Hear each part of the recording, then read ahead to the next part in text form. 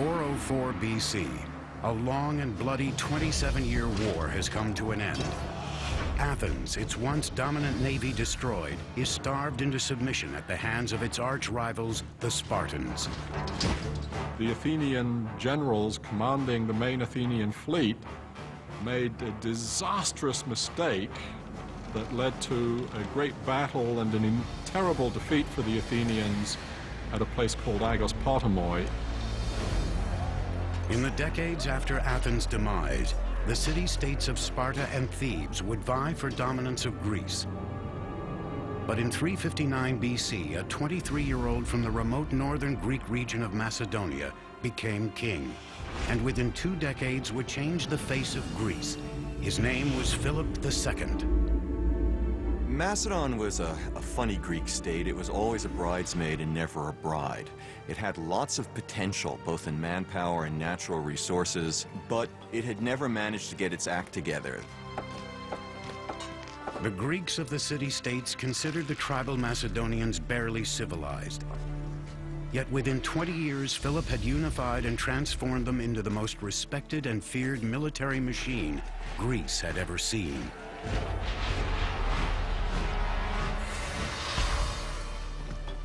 Philip built Macedonia on 2 fronts, diplomacy and strength. He began by creating alliances with the surrounding city-states, while at the same time reinventing the Macedonian army, making soldiering a full-time and highly trained occupation. But the key to his new professional army was a corps of engineers that Philip organized to design and build new instruments and machines of war. An innovation that changed forever how wars would be fought and won.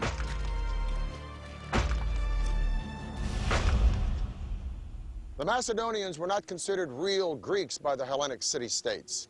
They came from a tribe called the Macedoni, and they'd been fighting barbarians for so long that they were considered barbarians themselves. However, Philip II was no barbarian. Or if he was the most brilliant barbarian the world had ever seen. Hello, I'm Peter Weller. The pillar of Philip's military strategy was his combination of cavalry with infantry. And the pillar of his infantry was a formation called the phalanx, a rectangle group of foot soldiers that traveled very lightly at a marching speed few other armies could equal. The phalanx had been a part of Greek warfare for hundreds of years. Now Philip would infuse it with a weapon never before seen on the battlefield. The innovation that Philip... With his weapons of war, Philip was unstoppable against the other Greek city-states.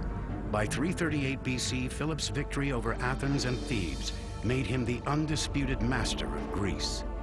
But it was Philip's actions after the battle that would indicate how the Macedonians would rule the lands they conquered, despite their barbaric reputation. Philip and his son Alexander, who was only 18 years old, defeat a coalition of Thebans and Athenians at the Battle of Chaeronea in 338 BC. And then Philip does a remarkable thing. He lets all the Athenians go back home. Then he calls together a council at Corinth, invites all of the city-states. He's got to cloak his power in some sort of diplomacy. And he tells all the city-states, you can groove. It's all going to be the same as it was before. He could have scorched the earth, just like Genghis Khan a few centuries later, but he didn't. Why? We've got to remember that the Greeks thought of the Macedonians as no better than a bunch of thugs. And the Macedonians didn't care much for the Greeks either. But Philip had had his taste of the Hellenic ideal during his time at Thebes. And as a king, he invited Greek philosophers and teachers to come to Macedonia. His entire court spoke Athenian Greek. Philip didn't want to destroy Greece. He wanted to be Greece. He was like the nerd at the back of the class who wanted to join the frat party, become one of the cool guys, albeit a little bit tougher.